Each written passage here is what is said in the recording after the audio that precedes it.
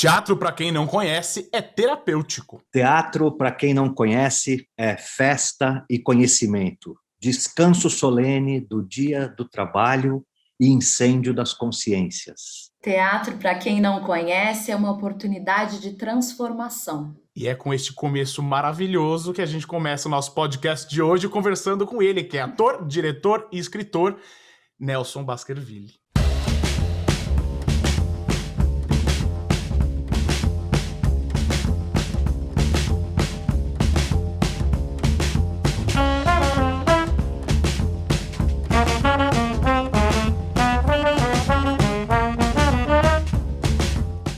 Bem-vindo! Bem-vindo, Nelson. Muito obrigado pela presença. Extremamente bem-vindo. Muito obrigado. Também é um prazer, eu adoro sempre conversar com as outras gerações, porque é uma coisa que a gente aprende realmente a dar valor quando a gente vai perdendo os nossos artistas e também quando a gente perde a oportunidade da troca com eles, né? Então, acho que a gente, anteontem, teve essa perda da Eva Vilma, né? Mas como a Eva teve essa oportunidade de transmissão de conhecimento, né? Porque o teatro, se o teatro pode ensinar alguma coisa, é essa transmissão do conhecimento. Então, nós somos os responsáveis por essa troca desde a civilização, desde que antes até do homem se conhecer como humano, né? Então, a gente é responsável por essa troca e o teatro é uma das formas dessa troca. Então, eu fico muito feliz.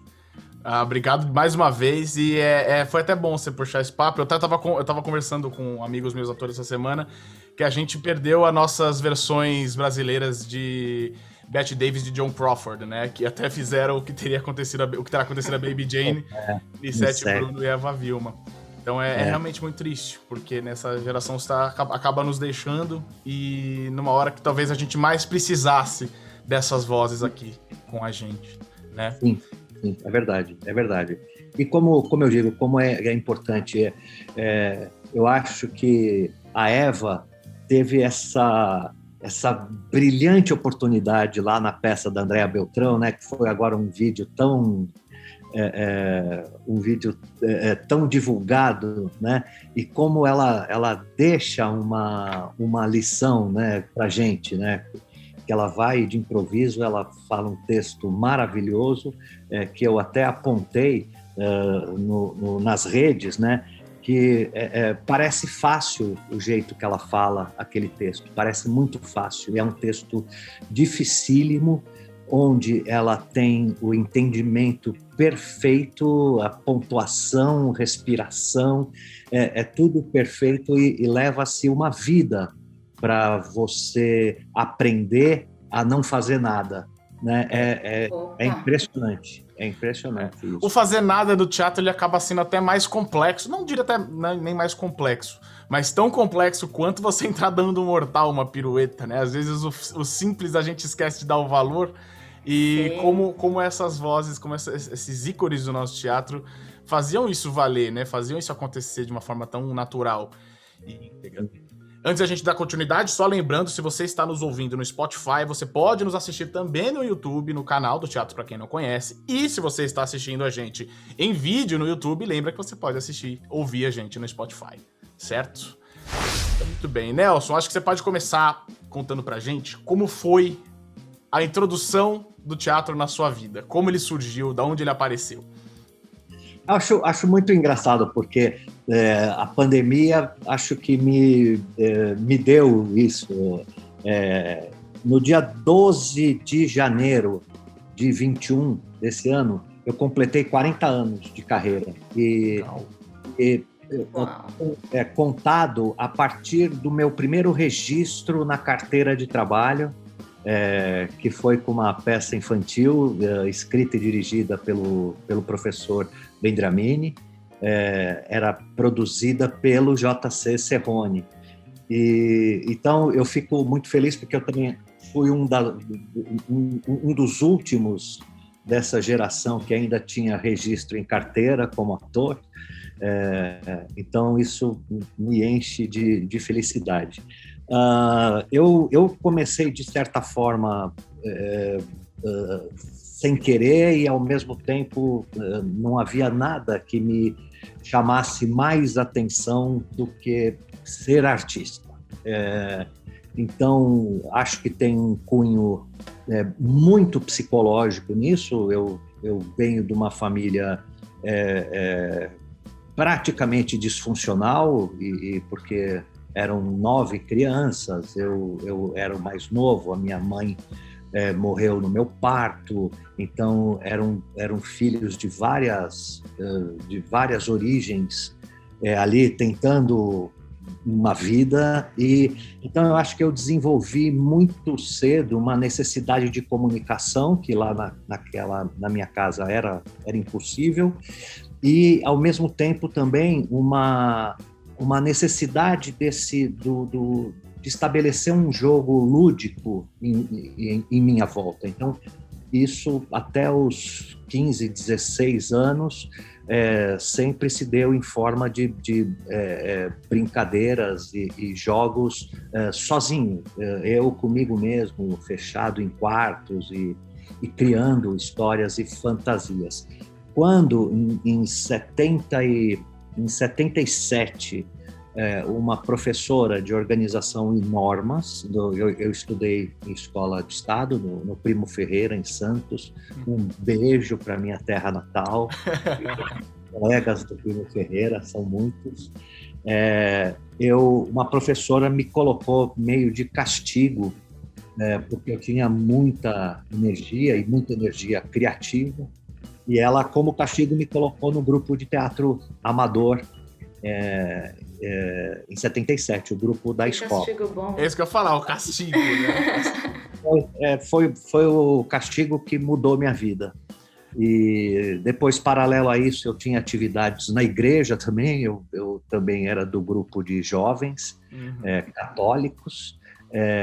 E por uma grande felicidade também do destino, logo em 79 eu prestei a Escola de Arte Dramática e entrei. Então, aí eu fiz a escola 80, 81, 82, tive ainda um espetáculo estágio em 83, e desde então eu estou trabalhando, estou com essa vida maravilhosa que a gente tem. Eu já ia perguntar se você prestou atenção na tranquilidade do falar daquele ator que já viveu muito dentro do teatro. Você prestou? Você sentiu?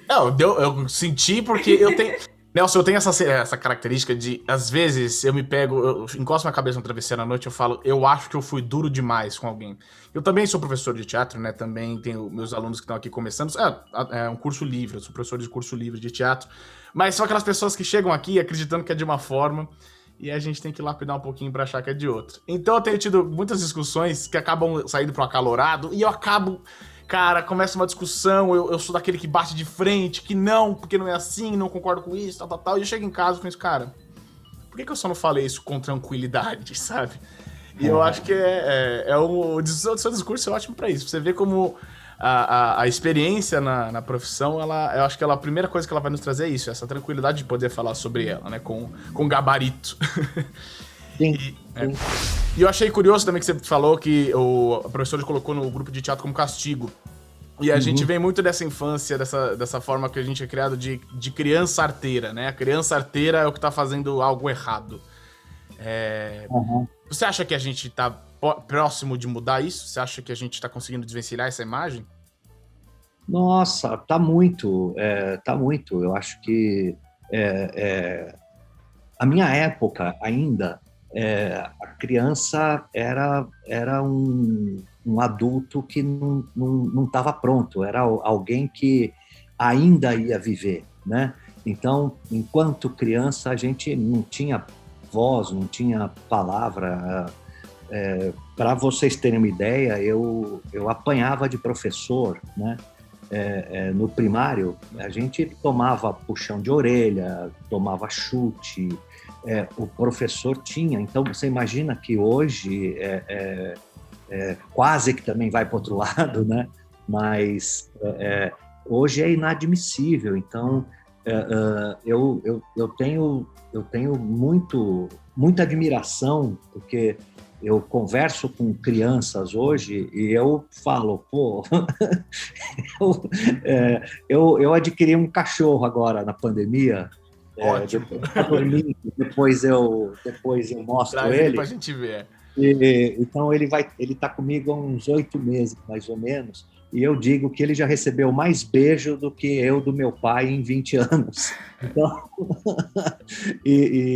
então eu acho que essas gerações hoje, elas já conseguem ser ouvidas. Eu acho na questão do gênero, até na questão de gênero, como as crianças já têm abertura para falar sobre isso, e como elas já são escutadas nessa questão de uma orientação e de um desejo e tudo, que na minha época era inadmissível. Exato. Mas eu também já queria pular para uma coisa que você falou.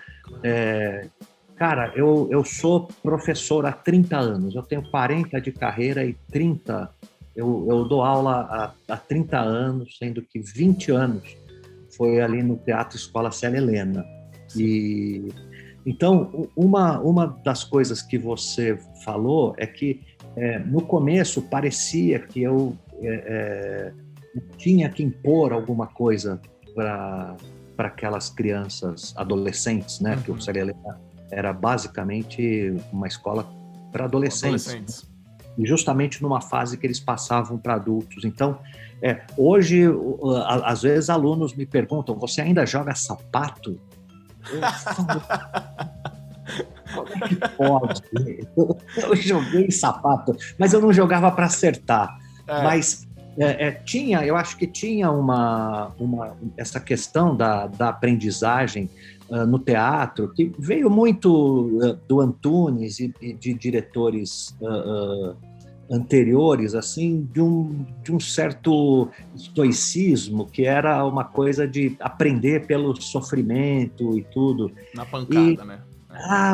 E eu aprendi na própria pele, e aprendi depois também com a prática, que é no amor, cara, é no amor. Eu hoje, eu dou aula, eu aprendi muito cedo a dar aula direcionando e orientando aquilo que o aluno me traz.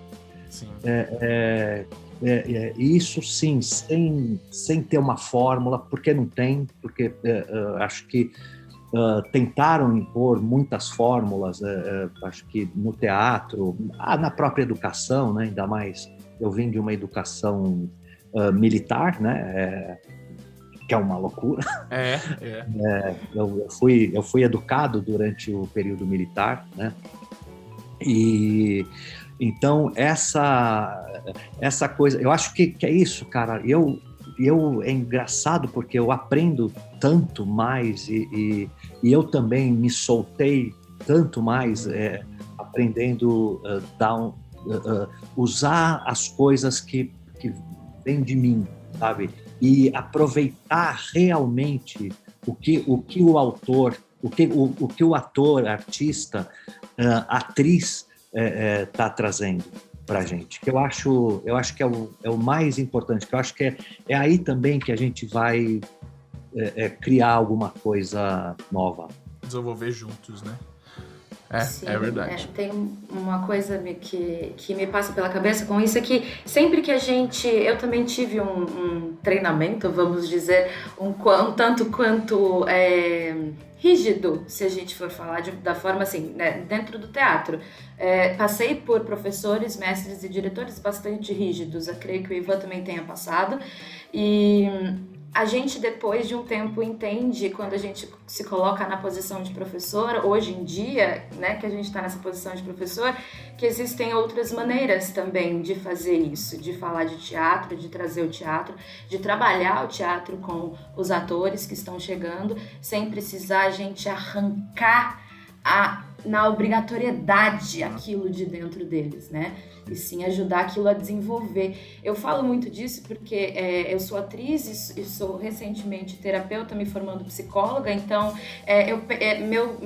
minha tese é exatamente sobre isso, a interlocução entre as artes cênicas e a psicologia e o quanto a dualidade do ator pode ser perigosa, né? Nesse quesito. Por isso achei muito interessante quando você fala de amor. Porque ontem mesmo eu estava falando isso, tudo que é feito com amor, né? O amor salva no final das contas. Se a gente faz com amor, a gente entende, a gente ouve, a gente compreende, a gente tem empatia. Então Sim. As coisas mudam. Sim. Muito legal. Sim. Eu tava até pensando recentemente sobre isso. Eu conversei faz um tempinho já, com a psicopedagoga amiga da minha mãe também. Minha mãe também estudou em colégio militar, também viveu a vida inteira em colégio militar, e sempre foi apaixonada pela dança. E ela se frustra muito por não ter seguido a carreira de dançarina. Minha mãe sapateia, uma das melhores dançarinas sapateadas que eu já vi na minha vida é minha mãe. E a frustração dela é visível nisso, ela não ter seguido pra esse lado, não ter enveredado pra esse lado. E essa psicopedagoga é amiga dela. E a gente teve essa discussão, né, sobre o que a gente acredita ser a parte do ensino, como o ensino não deve ser tão diferente dentro de uma escola, de um colégio convencional, e dentro de uma escola de teatro, uma escola de artes, né? Uhum. E a gente tava chegando nessa linha, porque eu falei, eu considero meus alunos meus amigos. E ela fala, não, talvez amigos não seja a palavra que você deva considerar, talvez parceiros. E aí essa parceria forma esse grande grupo de interessados em arte e cultura que vão levar pra frente a palavra, né? E a gente, até pela moldura do seu quadro, a gente vê que as artes plásticas estão muito presentes a você também, né? Eu vi essa história, eu não desenhava, né? Eu nem desenhava, nunca tive nenhuma relação com artes plásticas, mas também a questão do teatro e de eu entender a energia de criação, de eu começar a entender a energia de criação, de eu passar a cuidar dessa energia com muito carinho. Então, de certa forma, de falar, eu quero testar fazer, então eu vejo uma coisa e eu quero entender, mais do que entender, eu quero interpretar o que eu estou vendo. Então,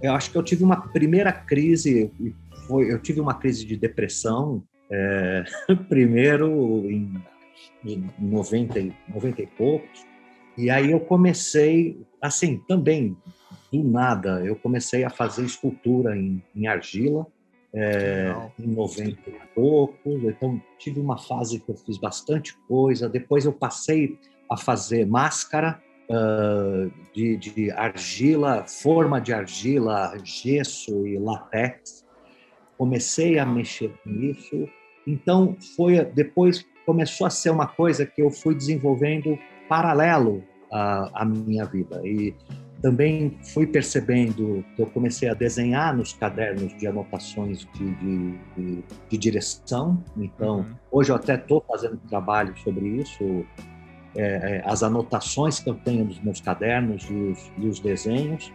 E em 2002, aí o negócio começou a pegar um pouco de vulto. Eu comecei a pegar madeira no lixo, comecei a tratar, mas de forma empírica, porque uma das questões era essa. Eu já tinha minha profissão, eu já tinha um estudo voltado para um lado, e eu falei, eu vou pintando, mas numa questão mesmo de manter as minhas mãos e a cabeça sempre ocupados.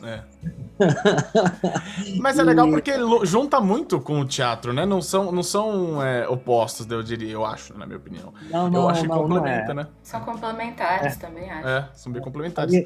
Eu comecei a entender isso. Eu comecei a entender a formação de imagem, a formação de personagens e tudo, para vocês terem uma ideia, essa tela aqui, quem está no podcast não está vendo, mas... mas pode assistir no YouTube. Essa tela, ela foi em cima de uma cena que eu fiz da Bonitinha, mais ordinária. Então, essa aqui seria a festa do Werneck, onde eles querem assistir um estupro, né? E então, a gente criou essa cena, eu criei lá na Inbox Cultural, numa oficina de Nelson Rodrigues, e depois na pandemia, eu fui recuperando essas imagens, assim como esta tela também, que é da mesma oficina. Essa é uma referência à Senhora dos Afogados. Coisa linda. Ali no cais, né? Moema ali. É que o marido, né, mata a prostituta.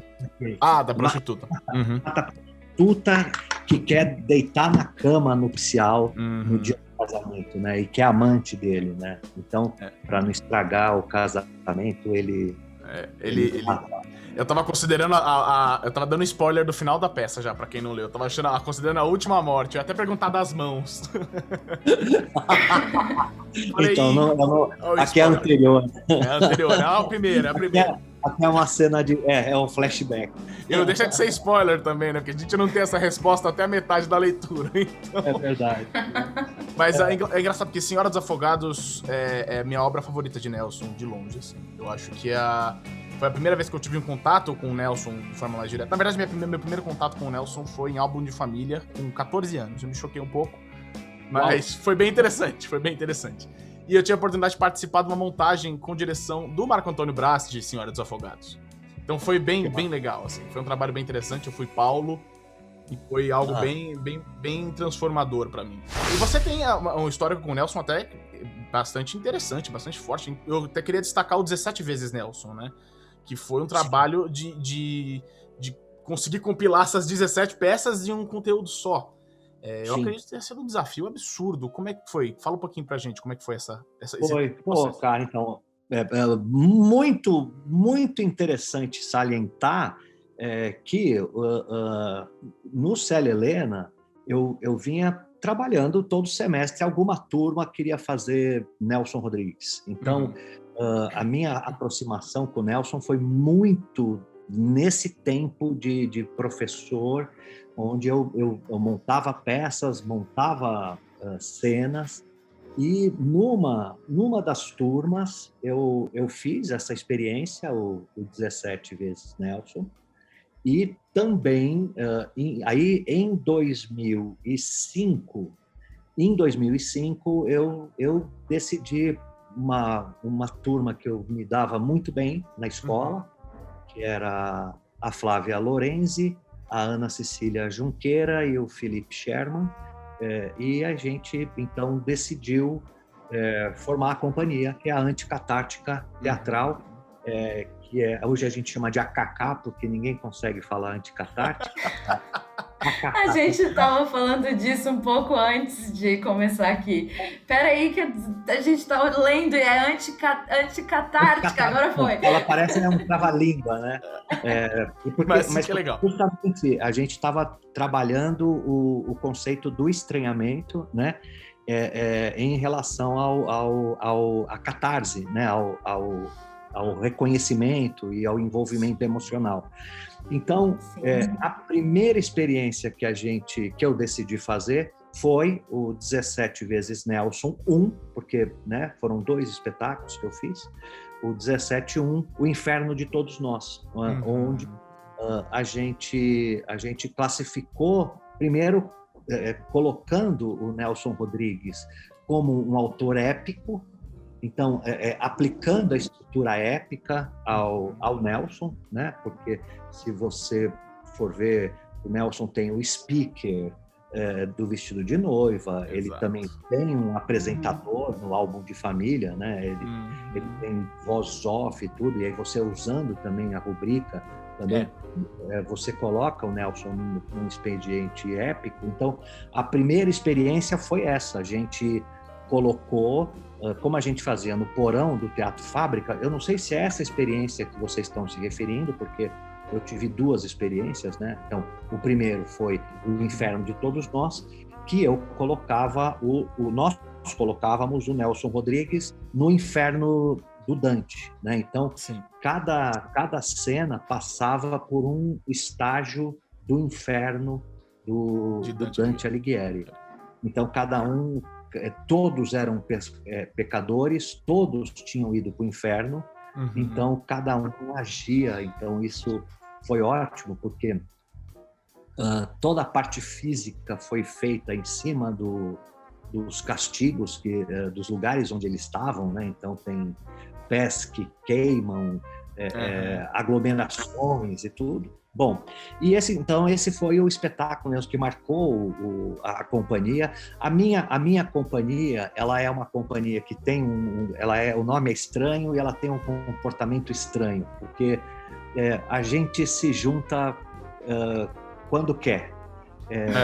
Chega um dia, eu falo, vamos fazer tal coisa, eu ligo para Thaís Medeiros, ligo para Maristilene Artikevich, que é a minha figurinista oficial, a Amanda Vieira, e a gente fala, e aí, tô a fim de fazer tal coisa, a gente inscreve, se ganha, ganha, se não ganha, cada um tem sua outra atividade. Exato. Tudo, então pronto. Aí o segundo 17 vezes Nelson já era Se Não É Eterno, Não É Amor, onde também foi outra experiência de eu colocar uma trupe de 15 atores dentro do Teatro de Arena e fazer as 17 peças do Nelson lá dentro. Então, ali eu usei algumas cenas do primeiro como referência mesmo, e usamos outras cenas. E também foi um espetáculo lindo, foi um super sucesso, é impressionante como peça do Nelson Rodrigues chama público. Encontra o seu público, né? Essa peça era segundas e terças, então, e a gente lotava. Mas junto também eu fiz os 7 Gatinhos com o Renato Borg, né? Que nome! Né? Incrível. Não, eu até queria ressaltar que você falou que a companhia ela tem um nome estranho e se comporta estranho, e que companhia de teatro que hoje em dia não, né? Desde sempre não se comporta de uma maneira estranha, né? Mas eu acho que esse é o saudável. Ivan, eu acho que tem uma coisa que é legal, mas assim, não é uma crítica mesmo, mas é porque eu descobri também, ao longo da minha experiência, eu sou fragmentado e fragmentário. Eu sou pedaço. Se vocês passassem aqui agora uma câmera na minha casa, eu faço muitas coisas ao mesmo tempo. Eu estou pintando um quadro, eu estou fazendo uma luminária com coisas de reciclados, eu estou terminando um quadro também com objetos. Então, eu tenho uma coisa que é muito... Eu funciono muito fragmentado. E eu acho que a forma da minha companhia é não ter fórmula mesmo, sabe? É a gente não criar um jeito de trabalho, um padrão, uma dinâmica, até porque eu não conseguiria manter, porque às vezes eu começo o dia fazendo uma coisa e termino fazendo outra completamente diferente, e é algo que eu prezo agora, eu vou fazer 60 anos, então agora eu prezo muito essa coisa fragmentária em mim, né? Então, é isso, eu acho importante, por exemplo, a gente primeiro cria um trabalho, depois espera abrir edital, né? Então, tem alguma coisa que eu resisto um pouco ao abrir o edital, vamos criar alguma coisa para colocar. Mais o contrário, né? Não fazer pela necessidade, fazer pelo gosto, né? Então, até por isso também, isso para mim fica uma experiência muito interessante. Eu acabo também trabalhando muito com outras pessoas que participam do edital e depois me chamam para dirigir. Então, e eu gosto muito disso, porque isso já me identificou com teatro de autoficção, já me identificou com teatro LGBTQI, já me identificou, eu já fiz teatro HQ, então, sensacional, cara. Que foram lá no SESI. Então, essa coisa, às vezes, de você também... O Tennessee Williams tem uma imagem maravilhosa. Eu sou louco pelo Tennessee. Aliás, a segunda experiência da Anticatártica foi o Caminho Real, que foi uma peça que nunca ninguém montou no Brasil, só eu. Foi um fracasso, Adorei o sorrisinho, só eu. Teve um amor aqui pela peça. Porque ninguém monta, todo mundo lê e fala, é impossível montar, né? E foi um fracasso retumbante, mas que criou uma plateia que quem viu não esquece da experiência, sabe? Então foi muito bacana. Bom, mas no espetáculo, que a gente também pegava muitos escritos do Tennessee, né? Eu terminava o espetáculo com o Tennessee falando a maioria dos mortais não consegue encarar uma folha de papel em branco. Então, e a grande coragem que um artista pode ter é você encarar esse papel em branco, sem já querer encher de coisas e colocar coisas e tudo, e saber que aquela relação tua com essa tela em branco vai produzir alguma coisa. Então, eu acho muito bacana isso, de eu poder circular em vários lugares. Claro, isso também pode dar uma conotação de um diretor, como é que é o nome? Mercenário, não, mas assim, se empresta para outras coisas, mas na verdade eu não empresto, eu me dou para outras coisas. Como você falou, fragmentado, né? Fragmentado e fragmentário. Tem que estar em todas as...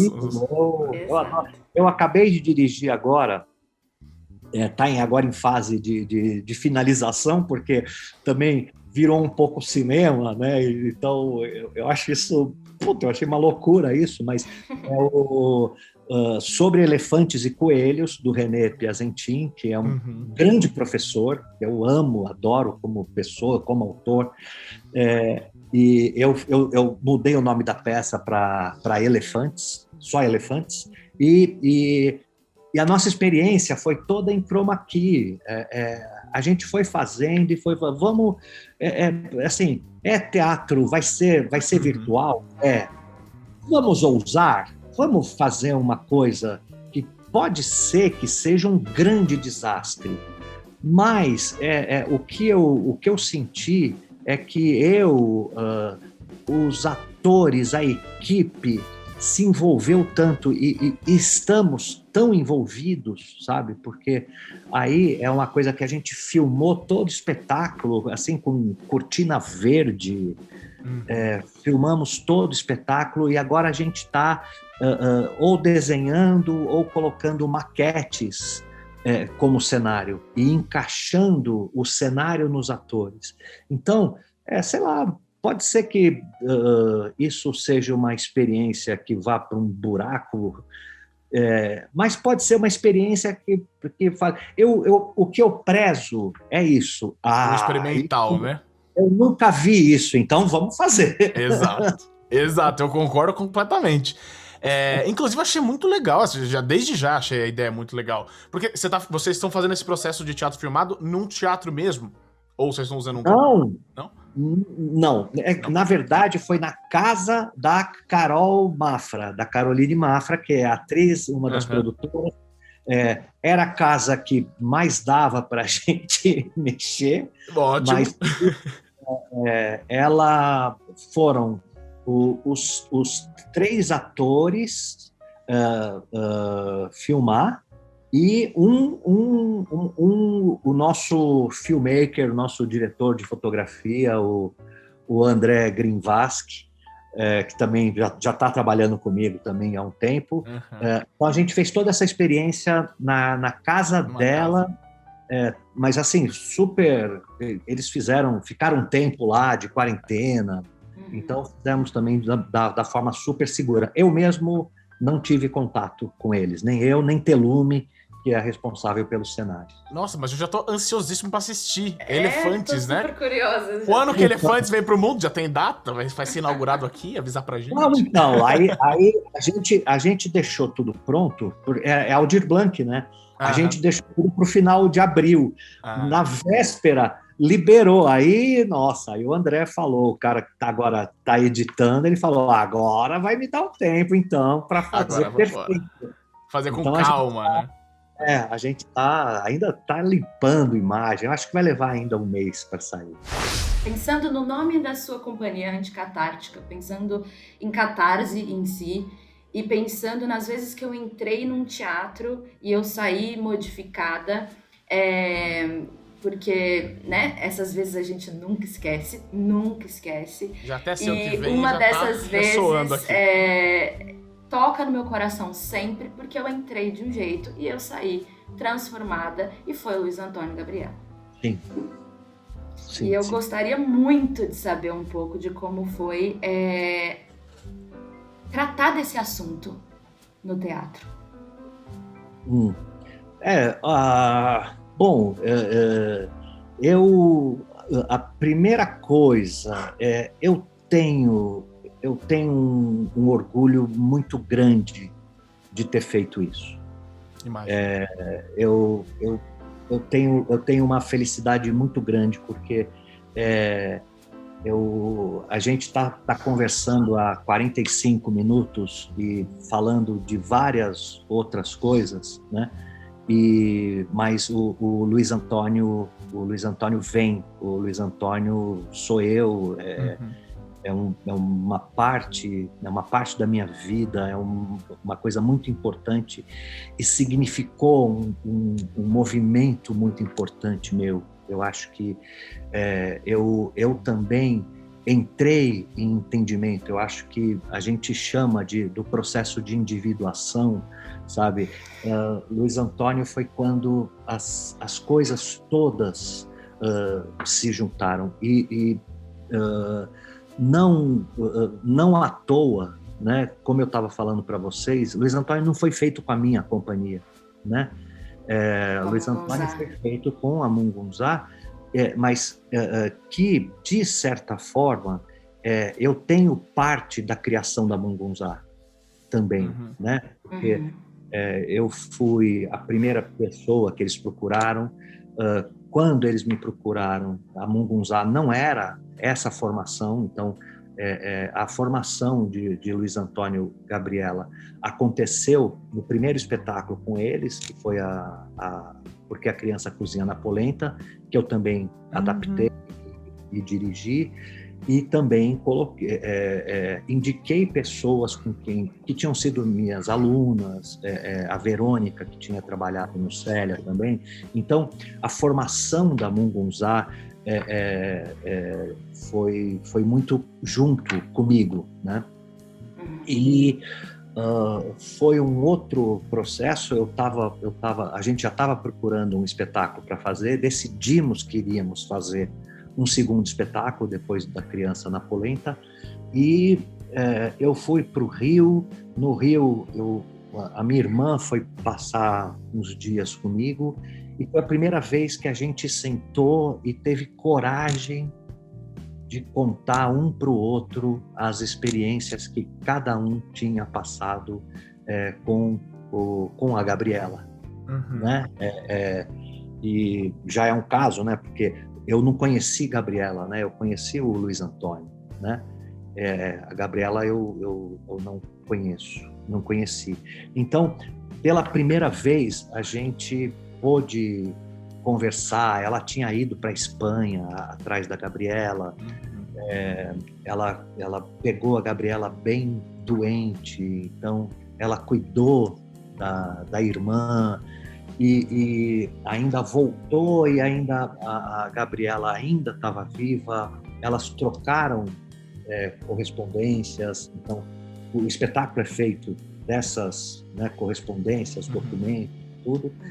E eu achei incrível. E o espetáculo termina, né, dizendo que o espetáculo é um pedido de perdão, né, que eu peço desculpas para ele porque eu não soube lidar com aquilo, né? E eu acho que não é uma frase de efeito, não era uma frase de efeito, foi um processo muito doloroso.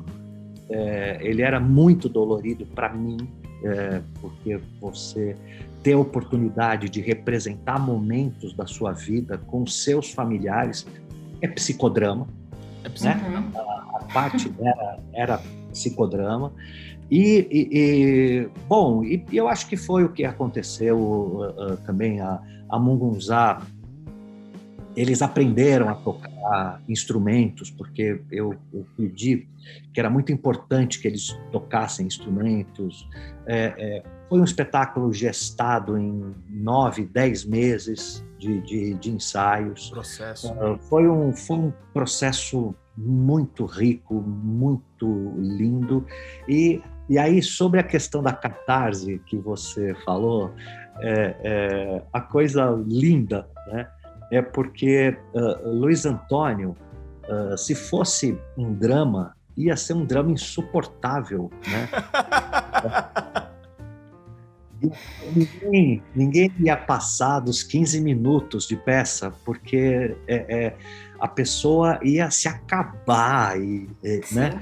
Então, era importante que o Luiz Antônio tivesse também o expediente épico, e que vinha, e que era o expediente que eu vinha trabalhando no Célia Helena e na minha companhia, né, na Anticatártica. Então, eu estava toda aquela linguagem, até assim, o próprio letreiro de Luiz Antônio e Gabriela era do Caminho Real, a projeção era de Caminho Real também, os microfones de 17 vezes Nelson. Então, foi uma sequência, como se eu tivesse na minha companhia, mas com outra companhia.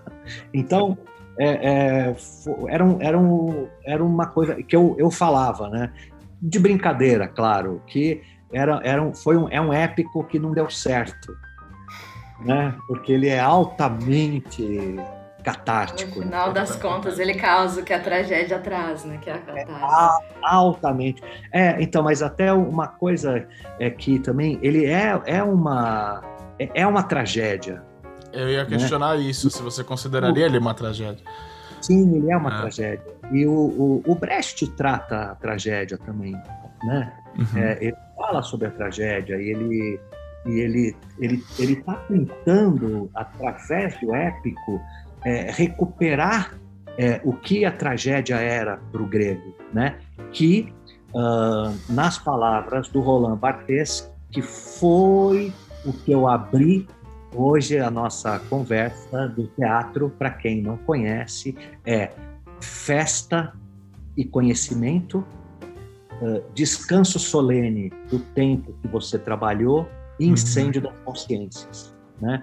Então, isso nas palavras do Roland Barthes era que o teatro era para o grego e que o Brecht recupera no épico, né? Então, o Luiz Antônio, acho que foi quando essa individuação aconteceu, todos esses raios caíram sobre nós, numa história pessoal. Então, podemos falar também de um espetáculo que veio com as pessoas certas, no tempo certo, porque não se falava muito da questão trans, né? E eu, aliás, também uma outra coisa que eu queria tratar era o preconceito e a ignorância com que se tratava o mundo trans, né? Que dentro da minha própria família era tem tanta coisa para fazer por que tem que se prostituir, né? E depois, quando você vai chegar perto e você vai chegar, assim, a maioria não teve opção. Exato. E não teve opção a partir da própria família. Então, eu fico muito feliz de ver, por exemplo, agora também a gente teve o caso do Paulo Gustavo, né? Também uma referência nacional, e ver meio o inverso do que aconteceu com a Gabriela, o que poderia ter acontecido, né? Alguém que tem aceitação da família, incondicional da família. Um amor, né? Incondicional, né? Um amor incondicional, uma aceitação incondicional e pronto, né?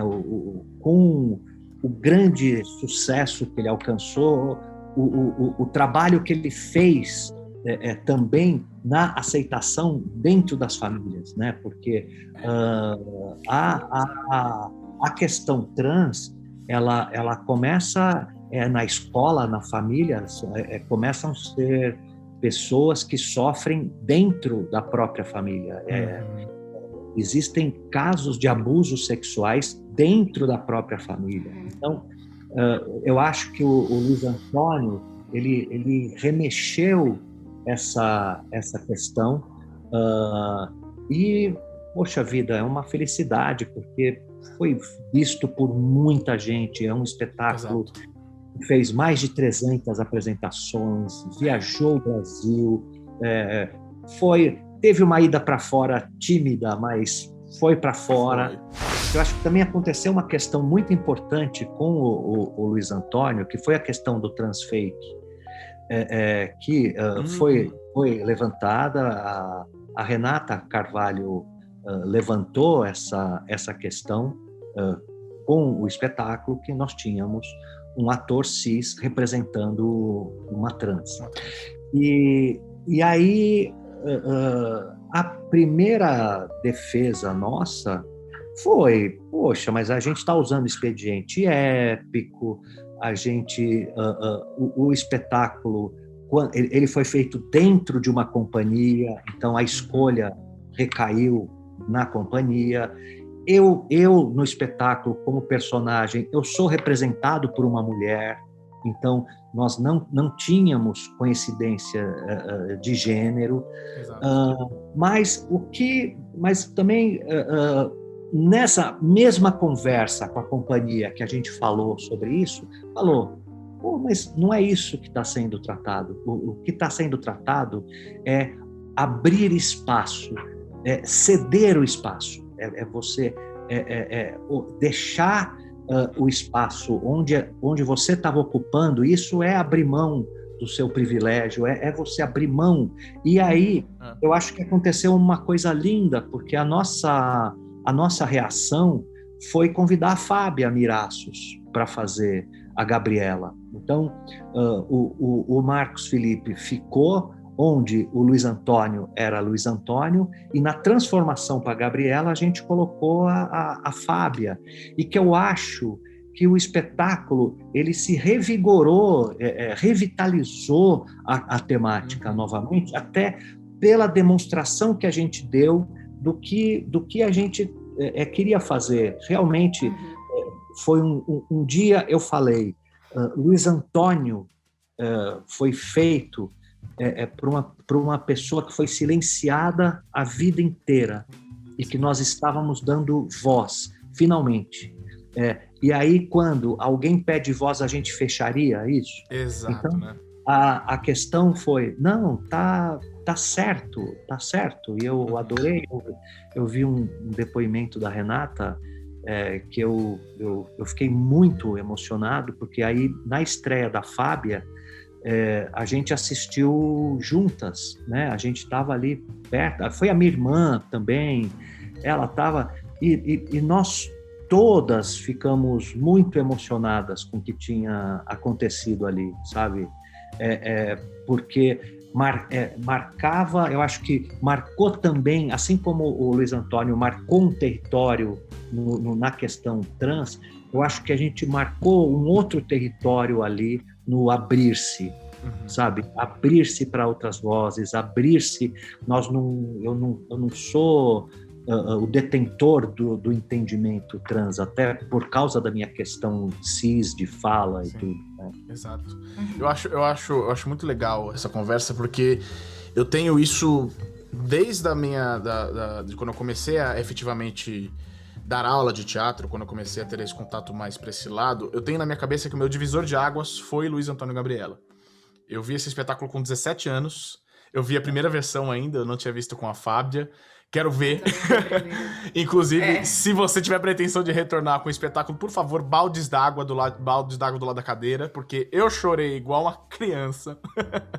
Mas que nem você brincou, né? Se fosse um drama, seria um dramalhão, mas eu chorei não por somente uma questão de apego emocional logo de cara. Foi uma questão de compreensão. Porque eu venho... a minha família, ela tem uma cabeça bem aberta pro mundo, mas todo mundo tem aquele tio que adora ser homofóbica, que adora ser machista. E uma coisa que eu vivi na minha infância inteira foi com o termo traveco, né?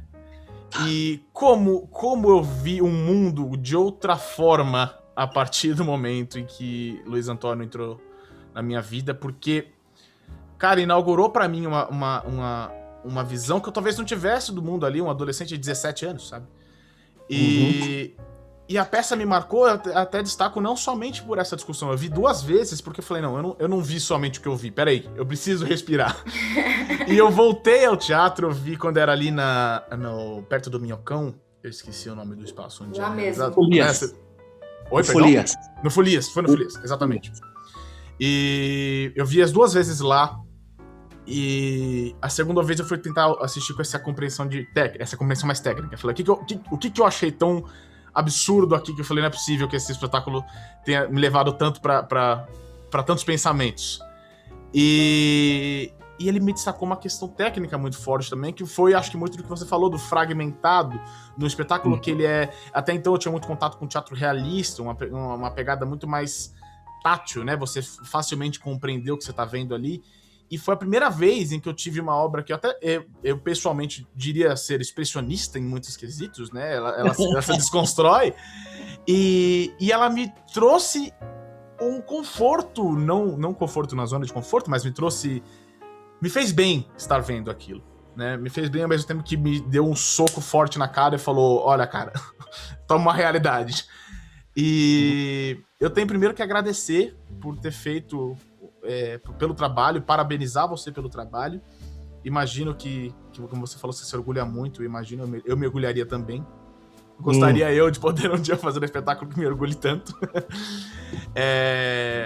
Mas eu acho que valeu como uma lição para todo mundo que assistiu. E se tiver uma expectativa de retorno, retorne, porque essa linguagem, hoje em dia, quanto mais destacada, mais forte ainda, né? Gabriela foi um presente, né? Pra mim, na minha vida, eu vi na mesma época que o Ivan, que a gente, né, a gente fez os nossos estudos praticamente na mesma época juntos, só que eu era um pouco mais velha. Eu nunca tinha tido contato com essa questão. Eu cresci numa família evangélica, né, muito rígida nesse quesito, então essas questões de gênero nunca foram discutidas dentro de casa, e eu fui aprendendo com o tempo, eu fui me descobrindo, inclusive fui me descobrindo enquanto homossexual, conforme eu fui passando por essas experiências.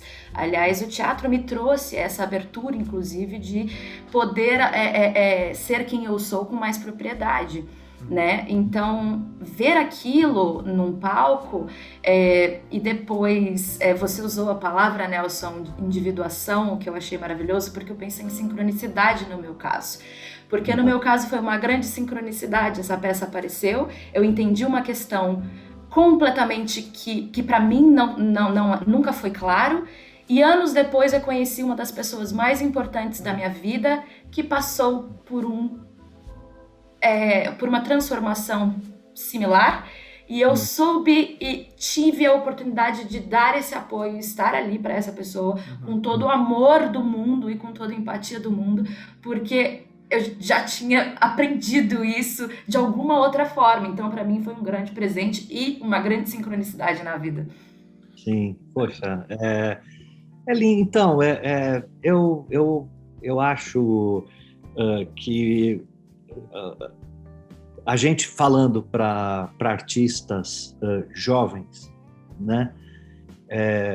E muito longe de ser, seja você mesmo e tudo, porque há várias picaretagens nessa fala, né?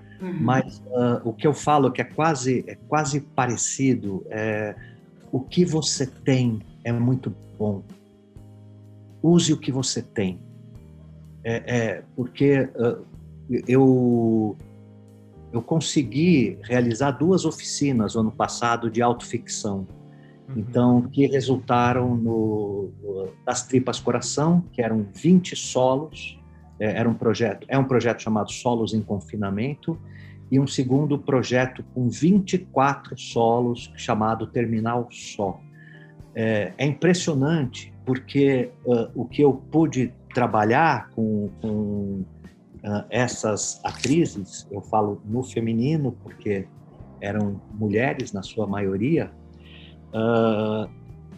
o incrível é que no primeiro dia, 80% fala, eu não tenho história.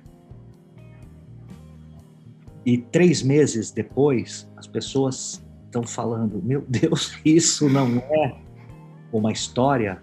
O que seria uma história? Então, eu acho que a minha função na vida, apesar da vida não ter nenhum sentido, mas o que vocês falaram hoje dá sentido para a minha vida.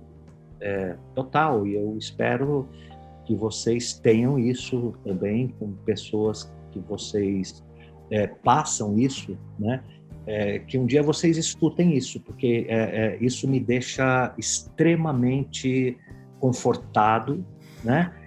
E mesmo entendendo que eu não parei ali, eu não pararia, mas é aquela música que você fez, você é de uma banda, você fez ou Ana Júlia. Ninguém nunca vai esquecer, nem você. Mas eu sempre quero tocar, eu sempre vou tocar, eu quero tocar em todo show. Todo mundo sempre vai cantar junto. E vai reconhecer. Mas te digo que o Ana Júlia talvez não seja tanto motivo de orgulho pro Marcelo Camelo, não, viu? Eu acho que ele não gosta tanto de falar. Equilibrando as expectativas. Mas poxa, eu acho isso. Eu quero muito passar essa experiência, porque olha só, o que a gente falou e eu agora tentando analisar de fora. Qualquer coisa era assim, mas você vai falar da vida da sua família? Vou. Por quê? Porque agora é o que eu quero falar. Nossa, mas você vai dirigir desse jeito? Vou. Essa cena vai ser assim? Vai. Luiz Antônio Gabriela não tem luz de teatro, né? Eu e Marcos Felipe construímos caixas de luzes fluorescentes que mudam a cor da cena dependendo do pano que a gente joga sobre aquilo. Então, não, sabe, o cenário também, Marcos Felipe e eu fizemos o cenário. Assim, eu quero uma cama de hospital, um carrinho de pedreiro, vamos colocar o figurino da Camila Murano também, já veio uma coisa assim, roupa de hospital, essas pessoas estão doentes. Então, tudo foi uma coisa que, se você ler qualquer cânone de qualquer coisa, você não vai fazer. Então, eu acho que é isso que é muito importante, porque, claro, Luiz Antônio teve a temática, o conteúdo que chegou numa hora que todos precisavam ouvir. Mas ele é também uma revolução, talvez seja forte falar, mas ele é uma evolução estética também do que se pode fazer. Exato, E a gente pode tudo, a gente pode tudo. E também é muito importante você ter um grupo de atores, artistas, que também entrem nessa jornada também, que acreditem e contribuam, né? Então, hoje eu acho que o meu trabalho é arrancar isso das pessoas. Eu quero muito falar isso. Eu achei um resto de poste na rua ontem, e eu resolvi que estou construindo uma luminária. Ótimo. Eu nunca fiz luminária, não trabalhei, mas ele veio vindo. Desculpa, agora vou me mostrar. Desculpe. Por favor. E manda a foto depois para a gente postar. Essa obra é uma obra de produtos reciclados, todos aqui da minha casa, né? Ele chama Armas Brancas. Então, eu produzi agora na pandemia, que é juntar coisas, você vai garimpando, e tudo dentro da minha própria casa, né? Sim. E domingo eu achei esta peça aqui. Aqui, ó. É um resto de poste e tudo, onde agora eu estou criando. Agora eu entendi, que genial! Construindo uma luminária. Você já fez luminária? Não, eu nunca fiz. Vai sair uma luminária, mas assim, eu estou me mostrando um pouco, mas o que eu estou falando é que assim, não há nada que explique a existência que não seja a criação. Então, é você se manter em criação. Então, eu acho mães e pais acabam dando um sentido para a vida na criação, quando tem os filhos e tudo. Mas existem outras criações. E existem outras coisas também para serem criadas. Então, o se manter em criação permanente vira um músculo. Vira um músculo que, a partir do momento que você aprende a usar, ele não te deixa mais, sabe? Então, eu acho que é isso que eu quero deixar para as outras gerações. E conseguiu. Eu acho que você conseguiu e vem conseguindo. Pelo menos para nós. Covid, estou vacinado, então eu já estou contando aí mais uns 30 anos. Que bom! No mínimo. Você falou que vai fazer 60 agora, é um nenê. Vou fazer 60 anos em setembro. Sensacional. Ai, meu Deus, que emoção, né? Eu não sei se o Ivan sentiu a mesma coisa que eu quando ele... só pra gente finalizar esse assunto, né? Porque senão a gente nunca mais vai sair de Luiz Antônio Gabriel daqui. Ele vai render um corte do podcast de uns 15, 20 minutos. Tá ótimo. Ai de você se tá ouvindo só pra ouvir o corte. Vou ficar bravo. Manda ver. E eu acho que o Ivan sentiu a mesma coisa que eu nesse sentido de quando a gente foi prestigiar, a gente foi como ator, iniciante, estudante, e entramos ali e vimos uma peça que não é que a peça era desconstruída ou expressionista em si, não, o assunto, ele é uma tamanha desconstrução social naquela época que já era... Isso era a desconstrução da peça em si. Não precisava desconstruir o resto da peça. O assunto já trazia isso que precisava. E eu lembro de ter saído de lá e olhado para os meus colegas e falado: caraca, dá para fazer teatro assim. Era um teatro que eu nunca tinha visto ser feito. Eu falei: dá para fazer teatro do jeito que eu quiser. E aquilo me deu muita empolgação e motivação para poder fazer. Então, peraí, tem outras maneiras, outros vieses, a arte tá aí, se a gente tem mãos. E mais do que isso, eu diria, eu acho que não só de fazer arte com realmente o que a gente tem, né, com o que é o nosso material, o quanto esse material às vezes pode chocar e transformar, né, arrancar a pessoa da sua zona de conforto. Eu não queria voltar pro Nelson, a gente fala de Nelson acho que em todos os podcasts, mas o Nelson é um pouco disso, né? Do Nelson um pouco. Que nem você falou do Bonitinha, do quadro do Bonitinha ali atrás, quantos Werneck's nós não temos na vida real, né? Quantos Misaéis nós não temos na vida real, e por aí vai, e se a gente não tratar disso, a gente vai, é igual a gente tratar de Segunda Guerra, né? A gente tem que sempre repetir a história da Segunda Guerra para que ela não aconteça realmente de novo. Então acho que quanto mais a gente destacar e a gente jogar na cara que, olha, essa é a questão, Arthur, né? O teatro é arrancar, é achar essa forma de tirar-se do teu peito. E eu acho que a gente tá mostrando a realidade nua e crua, né? E a partir do momento que a gente atingir as pessoas, e voltamos àquela discussão, né? Que infelizmente a gente vive um momento, talvez, vem vivendo, né? Em que o teatro, para talvez uma certa classe específica, tem esse teatro que você paga R$400 para sentar e assistir alguma coisa que vem enlatada. Uma coisa que talvez não fale, né, necessariamente o que você tá querendo falar. E eu acho que pra mim a arte se transformou e Luiz Antônio Gabriela trouxe essa sensação pra mim devidamente a isso. Caraca, a gente tá falando de um assunto tão nosso, tão aqui, que não tem como você não se abalar, né? Sim. Não tem como É atemporal, né? Também. É atemporal. Um exemplo próximo, houve a discussão, pouquinho tempo depois, eu até acredito que vai ter sido quase na mesma época, com o Frank-N-Furter, do Rock Horror. Que você teve uma versão do Frank-N-Furter que foi feita por uma atriz transexual.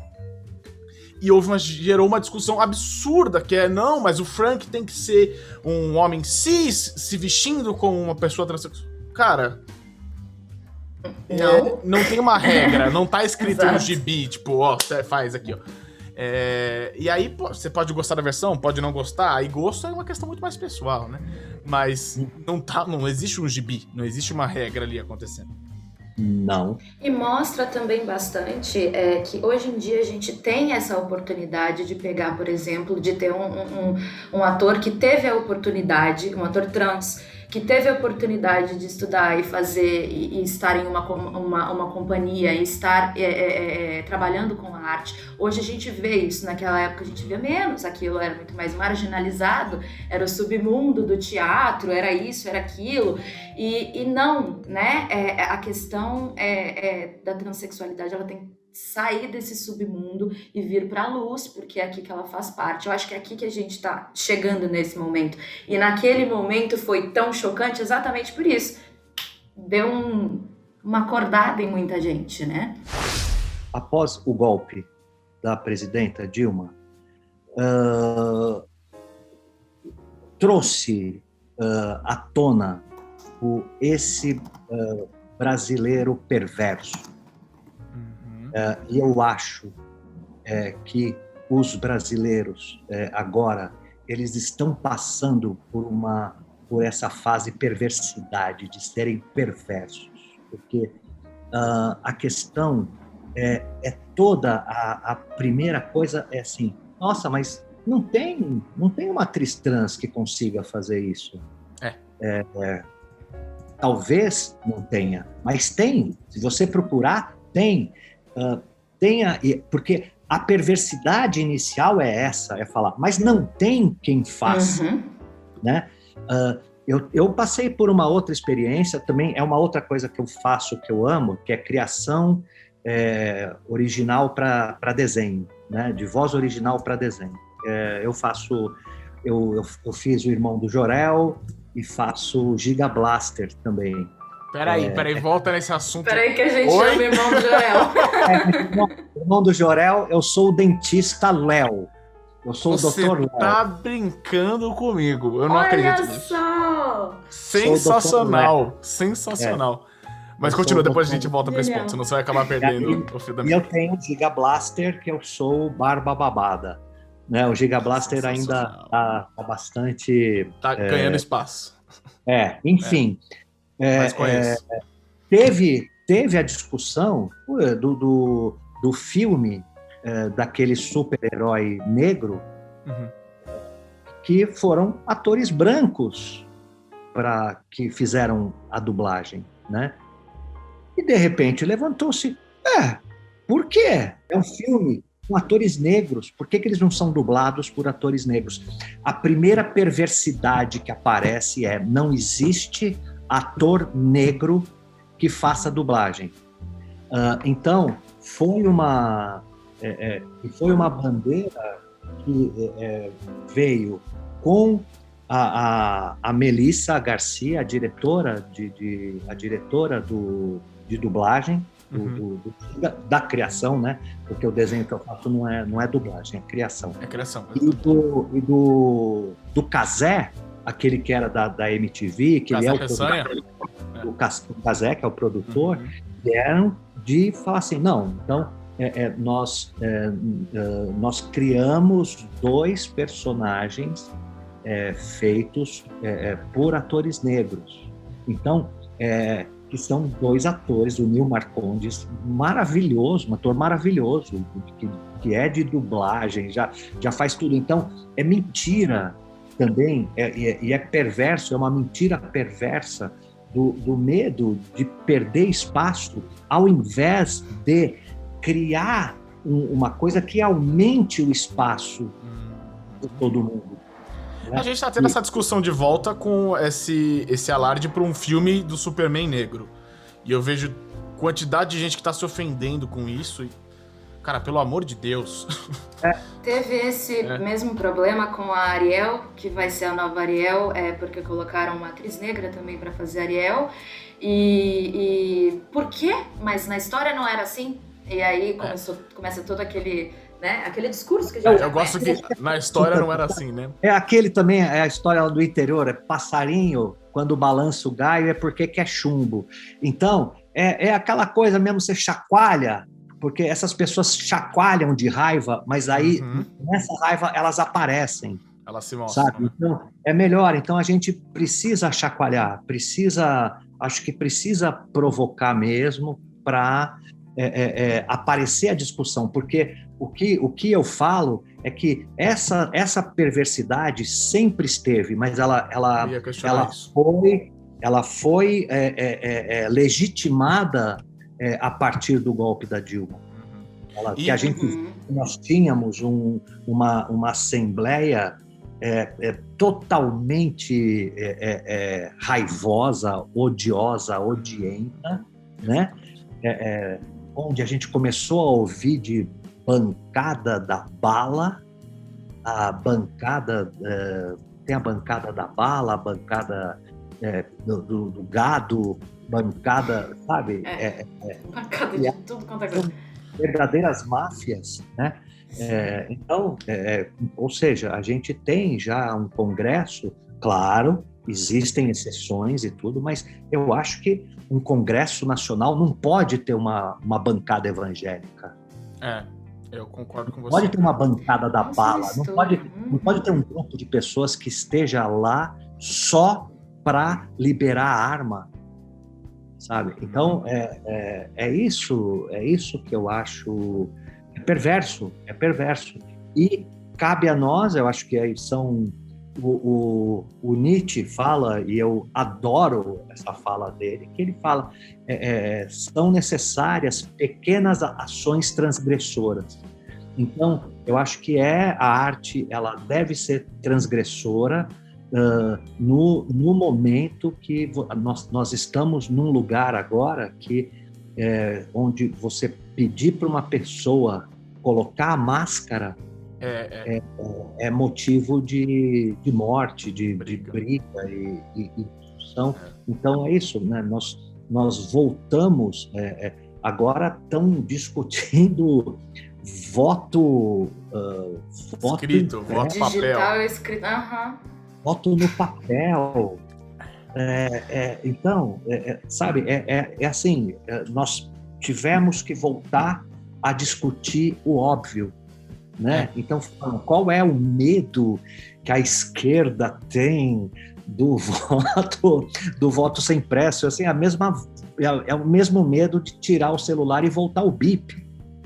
É um passão para trás. Ou voltar pro orelhão, sabe? É a mesma coisa, sabe? Porque é uma evolução que nós tivemos. Exato. Né? Então, qual é o medo? O medo é esse. O medo é que não tem como voltar. né? Então é isso, e é por perversidade também. Aliás, esse presidente Bolsonaro... Esse governo é um governo perverso em sua totalidade. Ele é um homem perverso, de uma família perversa, que sinceramente, nós não merecíamos isso, por mais de esquerda que a gente... Exato. Nós não merecíamos essa resposta que foi se a sua vaca está com pulga, coloque fogo na fazenda. É um pouco... Sabe? Queima tudo, então. Queima tudo, então. Eu tive uma experiência que foi uma mistura de sensações. Eu ganhei um prêmio por um espetáculo que eu dirigi no dia 28 de outubro de 2018. Uma hora depois do anúncio do fim das eleições do segundo turno. E... Adoro essa história. Essa história é bizarra porque antes da gente ganhar o prêmio, uma atriz de um outro espetáculo ganhou o prêmio de melhor atriz e coitada, ela foi na hora. A notícia saiu, ela olhou o celular, chamaram ela pro prêmio. E ela tava muito, muito abalada, muito abalada. Todos ficamos, né? Ninguém... A gente, infelizmente, sabia que era a mais provável realidade, a gente queria fazer diferente, mas quando vem o choque é doloroso demais. Uhum. E é engraçado que quando eu recebi o prêmio, estavam no palco Aguinaldo Silva, Nani People, e o meu elenco do meu espetáculo. E a gente recebeu o prêmio por uma comédia. Naquela situação, eu falei, gente, eu acho que é o que a gente pode fazer agora é agradecer, rir o que a gente tem pra ir agora, ficar feliz agora. E amanhã a gente pensa o quanto a gente sofre. Só que esse sofrimento, essa porrada que você falou, né? O fogo na fazenda tá durando aí muito mais do que deveria ter durado, né?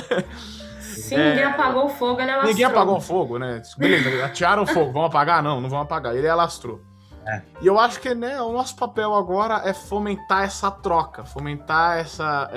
Porque realmente eu parto do pressuposto que tem gente que não vai simplesmente ouvir, tem gente que não quer ouvir, e tem gente que se você não dá um chacoalhão com muita vontade, não vai prestar atenção no que está acontecendo. A gente ainda tem milhares de pessoas que se reúnem no meio de uma pandemia na Paulista para fazer manifestação a favor desse cara. Sabe, sem máscara, minimamente, primeira das regras de proteção. E as pessoas continuam indo. E a gente acha que o nosso papel nesse momento é achar a brecha, nesse momento de crise pessoal de todos, de 220 milhões de habitantes, e atingir essas pessoas que precisam mudar um pouco a cabeça, né? Porque se a gente olha para os lados hoje em dia, a gente olha para cá, é pandemia, a gente olha para lá, é Palestina e Israel, a gente olha para cá, é o governo, a gente olha para... Precisa... se a gente não faz arte, a gente não sobrevive de jeito nenhum. Exatamente. O Covid não apagou as outras doenças e a pandemia não apagou os outros problemas, né? Exato. E olha só, né, como eu acho incrível, e eu posso falar da minha cidade, né? Como o artigo 5º, são grupos de artistas, o Rede de Leituras, eu acho que existem vários outros grupos de artistas que mesmo nesse tempo todo estão se mobilizando e como nós não paramos. É impressionante como a gente está aqui conversando, porque eu não faço teatro presencial há um ano e vai fazer quase um ano e meio. 2 anos, né? Nós estamos aqui falando de teatro no meio da morte, no meio de um menino que está na Secretaria de Cultura, um menino que veio sem preconceito, mas sem nenhuma formação cultural, que não sabe, que está tentando criar a arte cristã, a arte evangélica, ou seja, de novo, retrocesso. Voltar pro teatro. Idade das trevas. Pro teatro da Eu acho, média. então, mas eu acho maravilhoso que a gente conseguiu a Lei Aldir Blanc. Eu acho incrível que vai abrir PROAC de novo, sabe? E nós estamos fazendo, a gente está fazendo e nós não vamos parar. São centenas de projetos que chegam, os projetos estão sendo realizados. Vai no computador, filma fora, faz, mas nós não paramos. Então, eu acho lindo. Eu só precisava fazer uma pequena digressão de que quando eu comecei a dirigir, já nos anos 90, 2000, gente, o processo de patrocínio de peças era uma vergonha. Era uma vergonha, porque era um ator famoso que contrata um captador de uma grande empresa e que esse captador vai ganhar uma grana para tirar dinheiro da própria empresa dele, para dar para outra pessoa para fazer teatro. E só essas pessoas poderiam fazer teatro. O que nós fazíamos como teatro era do bolso teatro. Nós sempre pagamos e dependemos da bilheteria. Depois você vê essas pessoas hoje falando o subsídio acabou com o teatro. Não acabou, não. Aumentou a concorrência deles. Não acabou com o teatro. Pelo contrário, né? Então, houve um movimento chamado a arte contra a barbárie. Foram vários artistas, vários acadêmicos, vários intelectuais que se juntaram para questionar o patrocínio e a Lei Rouanet. Então, se é incentivo, o dinheiro não é de quem está dando. O dinheiro é do governo, se é isenção fiscal. Então, eu acho que até o que você falou, Natália, sobre teatro pode ser feito assim, o Arte contra a Barbárie, ele arrebentou porque ele criou a lei de fomento, por exemplo,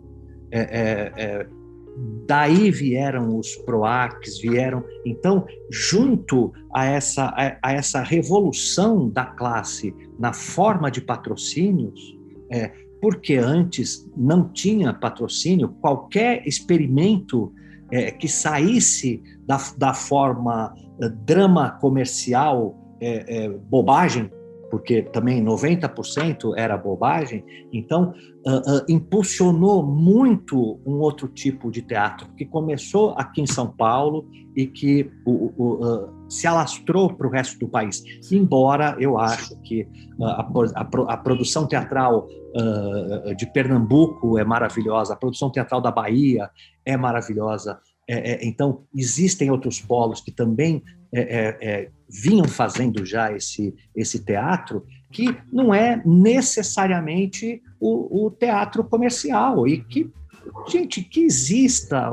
Eu acho que o teatro, por exemplo, o teatro musical, que tem muito dinheiro, tem muito patrocínio, criou também uma geração de artistas com emprego e tudo, deu emprego para atores que já cantavam, criou-se uma geração de atores que é muito importante, é que nem a gente falar Globo, Record, é muito importante, são muitos atores trabalhando, muito mais do que existia. Então, eu acho que na verdade, o que o governo Bolsonaro está tentando fazer é conter uma onda que já está acontecendo, porque qual é o lugar que a gente pode discutir profundamente o que está acontecendo? Porque esse lugar não é a televisão, infelizmente, não é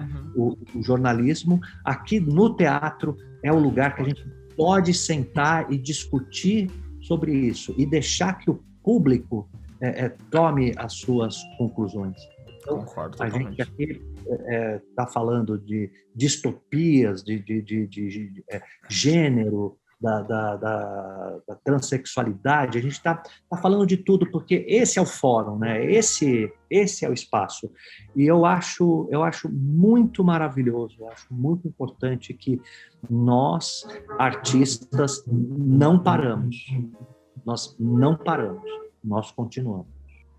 Eu fico sempre com essa sensação e essa imagem na cabeça de que todos nós estamos assim, sabe? Abrindo espaço, tentando abrir espaço, enquanto toda essa onda tá vindo de volta e a gente abrindo espaço e eles fechando espaço e a gente abrindo espaço.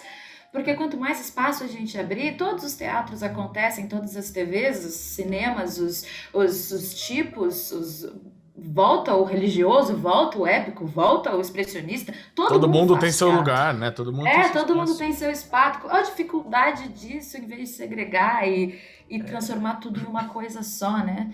Mas enfim, é o caminho da ignorância. E aí de você que fala isso aí em casa e não vê cinema brasileiro, não vai ao teatro, não frequenta teatro. Então, ó, o teatro tá te esperando, não é só você que não tá indo. Pode ser online. Então, eu acho, não sei se a gente está terminando, mas tem uma ótima fala do Ítalo Calvino, eu sempre uso isso, que tem totalmente a ver com o que a gente está falando, que é que o inferno dos vivos, se existe, não é alguma coisa que vai vir. Se ele existe, é alguma coisa que nós já estamos vivendo todos os dias, estando juntos. E que existem duas formas de você escapar desse inferno. A primeira, mais fácil, que é você fazer parte do inferno até não entender mais esse inferno como sendo inferno.